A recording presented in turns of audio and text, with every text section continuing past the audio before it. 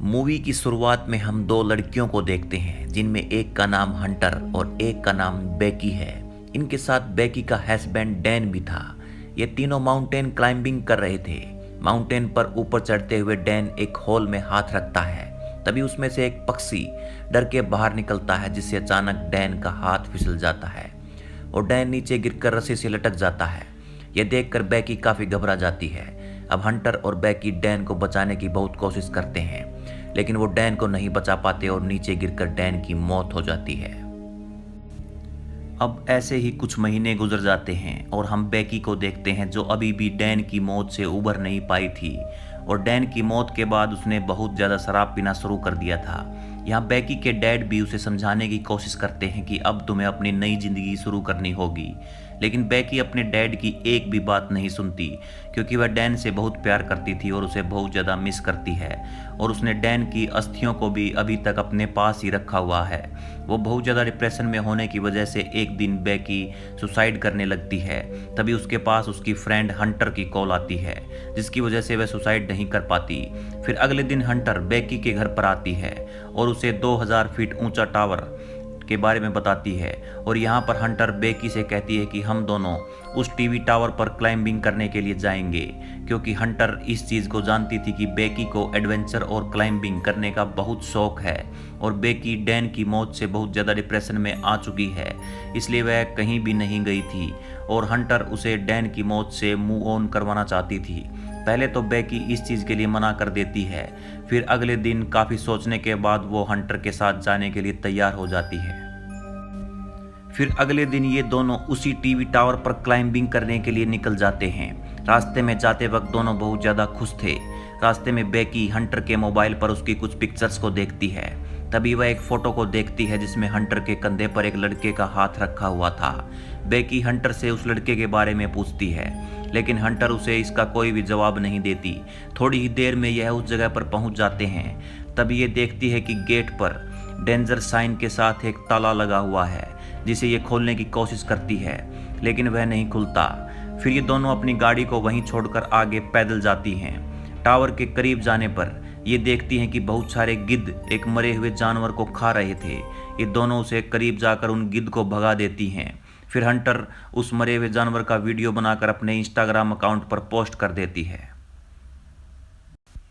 अब ये दोनों उस टीवी टावर के बहुत करीब पहुंच जाती हैं, जिसकी ऊंचाई देखकर बेकी को काफ़ी डर लगने लगता है। तब बेकी हंटर से कहती है कि वो इस टीवी टावर पर नहीं चढ़ पाएगी। हंटर उसे हिम्मत दिलाते हुए कहती है कि वो ये सब कुछ कर सकती है। फिर हंटर ऊपर चढ़ना शुरू करती है और बेकी भी उसके पीछे पीछे चढ़ने लगती है। ऊपर चढ़ते हुए बेकी को बहुत ज़्यादा डर लग रहा था, क्योंकि वह इस टीवी टावर पर लगे हुए जंग को नोटिस कर रही थी, लेकिन फिर भी वो हंटर के पीछे पीछे ऊपर चढ़ती रहती है। काफ़ी ऊपर चढ़ने के बाद हंटर बेकी से कहती है कि हम 1000 फीट की ऊंचाई पर चढ़ चुके हैं, जो एफिल टावर की ऊंचाई के बराबर है। अब ये थोड़ी देर आराम करने के बाद फिर से और ऊपर चढ़ना शुरू करती हैं। ऊपर हवा भी बहुत ज़्यादा तेज चल रही थी, जिसकी वजह से सीढ़ियाँ भी हिल रही थी। बेकी डरती हुई हंटर के पीछे पीछे उस टीवी टावर के ऊपर चढ़ जाती है, लेकिन इस टावर की सीढ़ियों के काफ़ी नट बोल्ट खुलकर नीचे गिर जाते हैं, जिससे ये दोनों बिल्कुल ही अनजान थी। ऊपर पहुंचने के बाद हंटर अपना वीडियो बनाना शुरू कर देती है और अपने ड्रोन को भी हवा में उड़ा करके वीडियो शूट करती है, लेकिन हंटर यहीं नहीं रुकती। वह टावर से लटक कर बेकी को अपना फ़ोटो क्लिक करने के लिए कहती है। फिर वह बेकी को भी ऐसे ही लटक कर फ़ोटो खिंचवाने के लिए कहती है। बेकी भी हंटर के कहने पर ऐसा ही करती है। यहाँ बेकी हंटर के साथ बहुत ज़्यादा खुश नज़र आ रही थी और वह अपने साथ डैन की अस्थियों को भी लेकर के आई थी। अब वो डैन को याद करते हुए इसी टावर पर से उसकी अस्थियों को हवा में उड़ा देती है। काफ़ी देर टावर पर रहने के बाद अब ये दोनों नीचे जाने का फैसला करती हैं। अब बेकी जैसे ही सीढ़ियों से नीचे उतरने लगती है, तब अचानक ये सीढ़ी टूट जाती है। अब बेकी नीचे गिरने लगती है, लेकिन वह हंटर के साथ रस्सी से बंधी हुई थी, इसलिए हंटर उसे किसी तरह से ऊपर खींच लेती है। लेकिन इनका बैग जिसमें खाने का सामान था और इनका ड्रोन नीचे जाकर अटक गया था। जब ये अपने मोबाइल को देखती हैं तो उसमें सिग्नल भी नहीं आ रहा था। तभी इन्हें टावर पर एक इमरजेंसी बॉक्स दिखाई देता है, जिसे खोलने पर इन्हें एक फ्लेयर गन और एक दूरबीन मिलती है, लेकिन फ्लेयर गन को दिन में यूज़ करने का कोई भी फायदा नहीं था। अब हंटर दूरबीन से चारों तरफ देखती है, लेकिन इन्हें कोई भी नजर नहीं आता। मतलब अब ये दोनों इस टावर पर बहुत बुरी तरीके से फंस चुकी थी। हंटर फिर से अपने मोबाइल को चेक करती है, लेकिन अभी भी उसमें सिग्नल नहीं आ रहा था। तभी उसे याद आता है कि अभी थोड़ी देर पहले उसने इंस्टाग्राम पर एक वीडियो पोस्ट की थी जो पूरी तरह से पोस्ट हो चुकी है।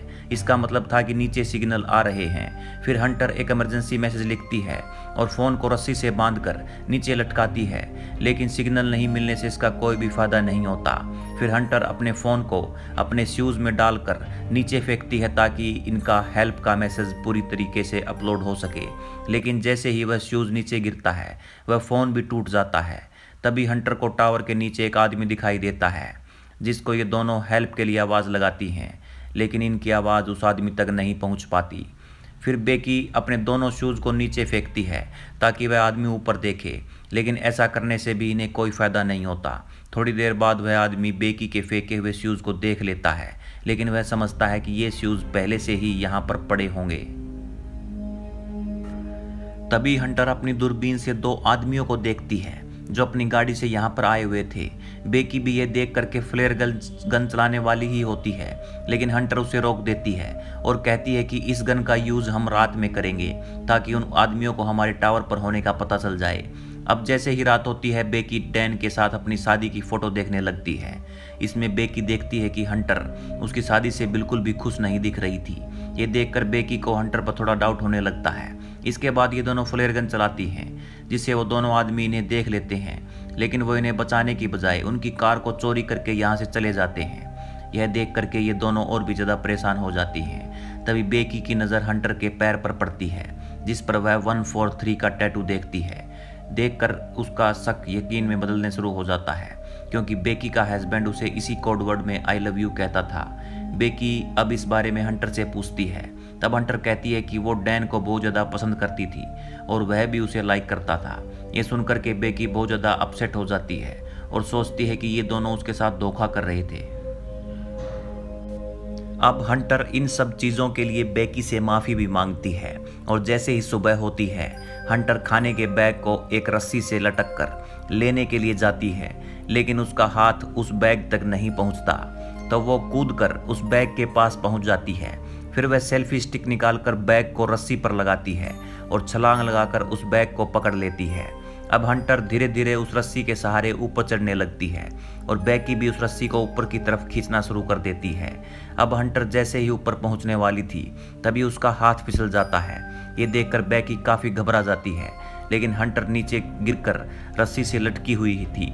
यह देखकर बेकी उसे ऊपर खींचना शुरू करती है और हंटर भी किसी तरह से ऊपर आ जाती है और उसकी जान बच जाती है। इसके बाद बेकी बोतल से पानी निकालकर पीती है और एक हेल्प का मैसेज लिखती है और उस हेल्प के मैसेज को ड्रोन पर लगाकर शहर की तरफ भेजने की कोशिश करती है।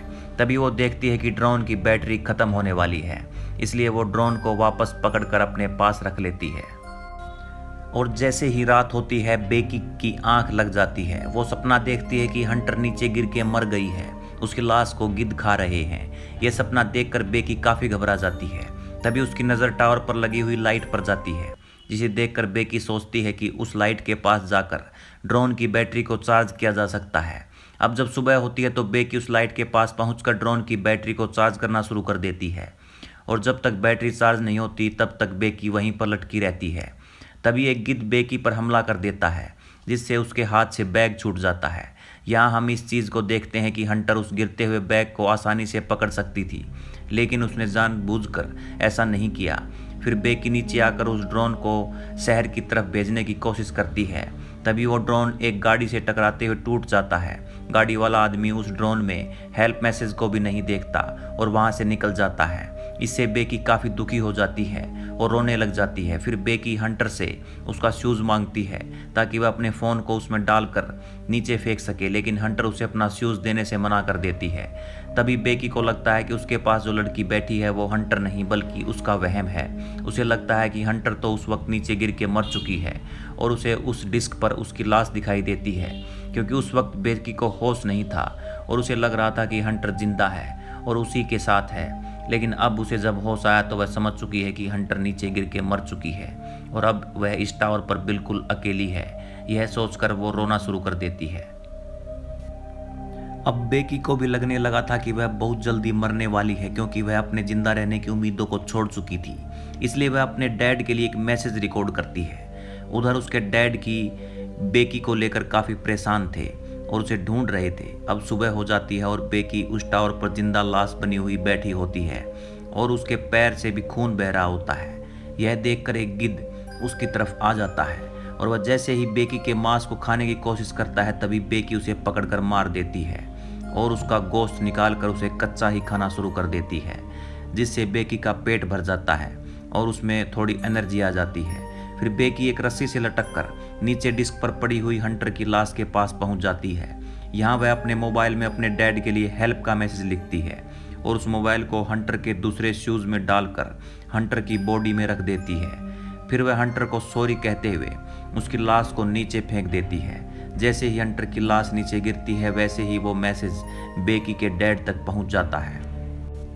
अब जब बेकी के डैड यहाँ पहुँचते हैं, उससे पहले ही यहाँ रेस्क्यू टीम आ चुकी थी। रेस्क्यू टीम हंटर की लाश को देख रही होती है। तभी बेकी के डैड वहाँ आ जाते हैं। यहाँ बेकी के डैड को लगता है कि यह बेकी की लाश है, जिससे वो बहुत दुखी हो जाते हैं। तभी उन्हें बेकी की आवाज़ सुनाई देती है, जिसे जिंदा देखकर वो बहुत खुश हो जाते हैं।